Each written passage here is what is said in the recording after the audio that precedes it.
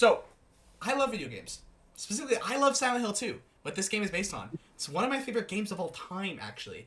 I think it has one of the greatest twists in media history. I think it's a phenomenal game that everyone should experience, okay? Mm-hmm. And I love video game adaptations. We just talked about Fallout being this great thing that has so much respect and love for the source material. Oh, no. What I could say confidently here is, I feel like I was just laughed at. Here, I'll read a review from Brandon Wade. Here's a review from Brandon Wade on Letterboxd, who gave it 1.5 out of 5 stars. Oh my gosh. Saying, I want to silent kill myself. Thought that was funny. Please don't do that, ladies and gentlemen. I just thought that was a funny review. Wow. Here's another review from Haley that says, bringing my nerdy Silent Hill loving boyfriend to go see this and felt like bringing a baby lamb to slaughter. Jeez. Oh. Now, Phil, the question is do I share that sentiment? Do you? I do.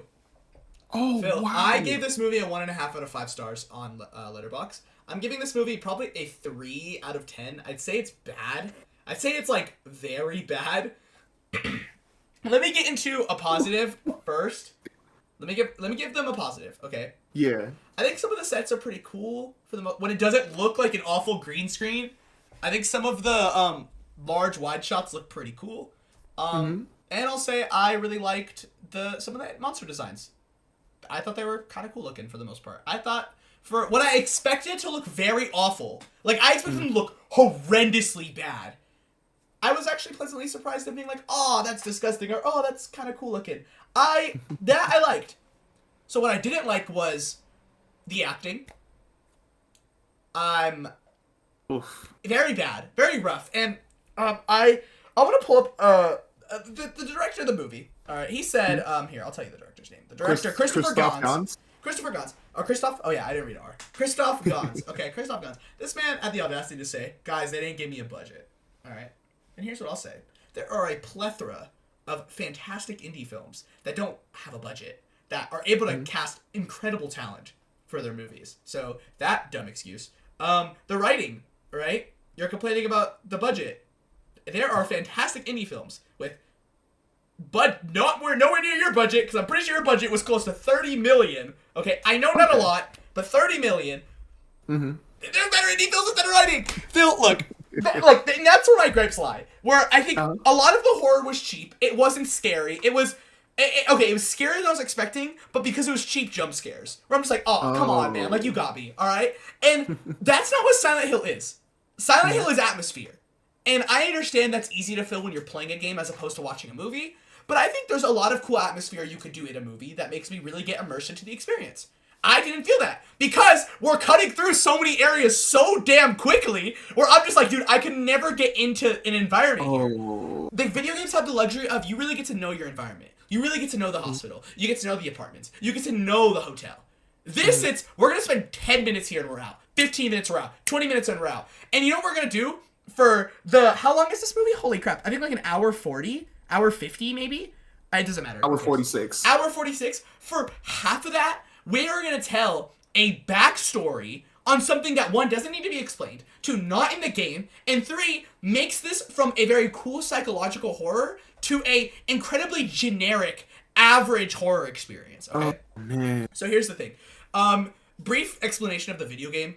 Essentially, it's about this guy whose wife dies. Okay, she's dead. But he gets a mysterious note from her saying, come find me in our special place in Silent Hill. Come find me.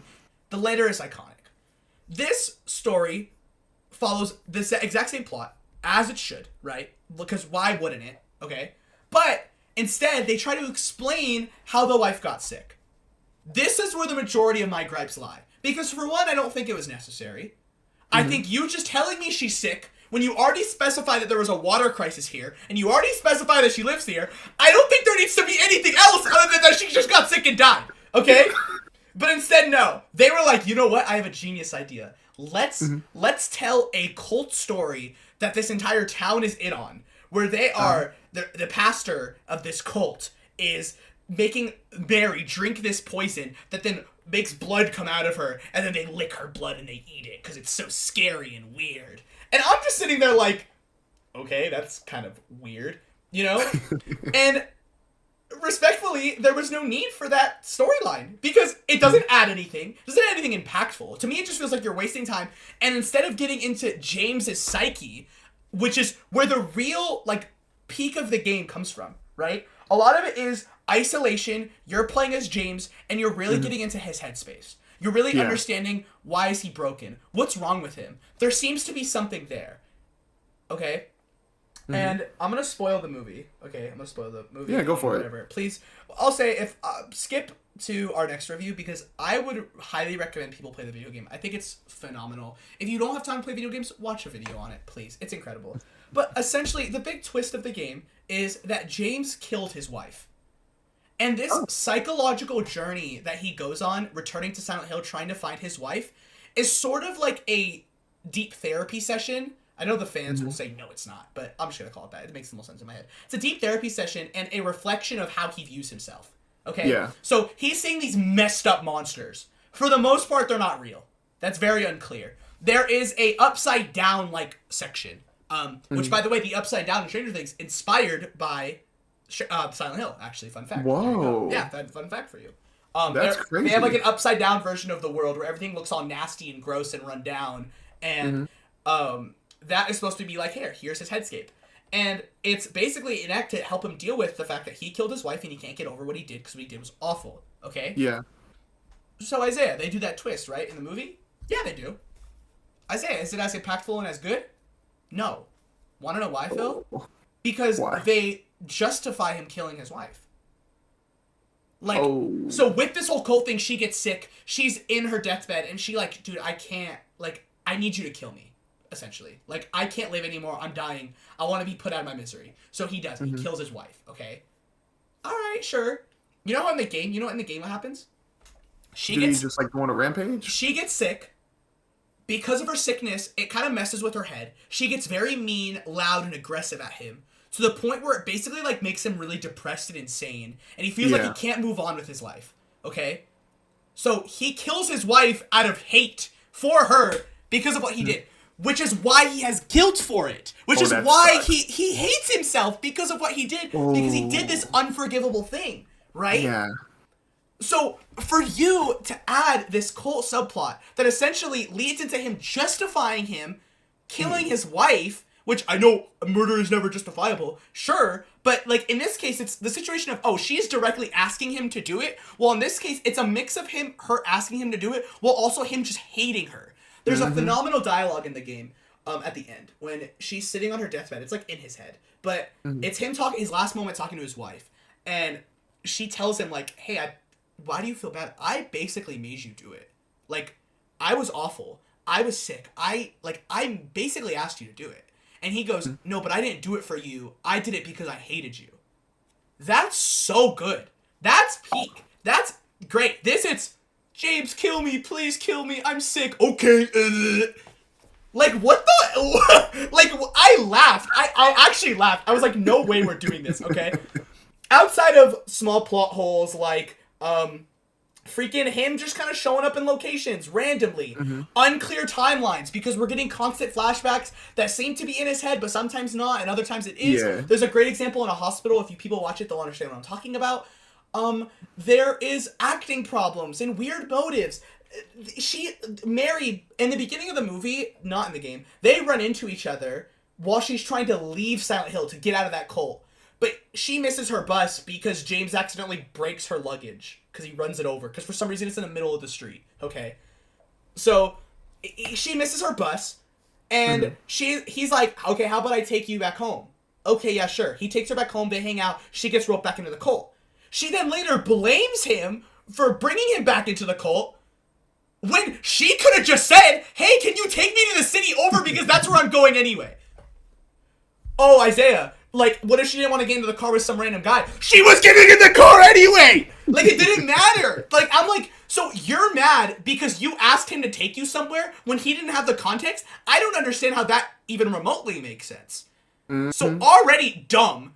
I'm like, I was already mad. I was like, what the heck are we doing? Okay? This is painful and I haven't even watched the movie. The cult subplot was bad. I'll give him the credit of the transition to the upside down world, in quotes, was pretty cool. But the iconic, like, villain in the game's Pyramid Head He's like this looming threat with a giant sword that like looks sick, barely in the movie. You never get that final showdown with him. Very unfortunate. I hate when They combine. There's these other two characters that basically are supposed to show you that everyone has a different version of the Upside Down. There's one girl who her world is like all fire because like she was abused as a kid. There's this other guy that got made fun of his whole life. He's this big fat guy, and he views the world as like super cold because the world was so cold to him. The fat guy they completely throw away. They show him one stick of exposition and then he's gone. Okay? There's a little girl also in the game. They combined the little girl, the other girl, her name's Agatha. I might be wrong. I'm forgetting her name. Anyways, they show the other girl, and then Mary. They essentially, from what I understood, combine them into 3 characters, but the same person. Like, there are different versions of Mary that he's manifesting. Why? Genuinely, why? That was dumb. So, regardless, fine movie. Not fine movie. Awful movie. Disgusting movie. Do I recommend people go watch it? No. Do I recommend people watch this on streaming? No. Do I recommend you pirate it? No. Do I recommend you play the video game?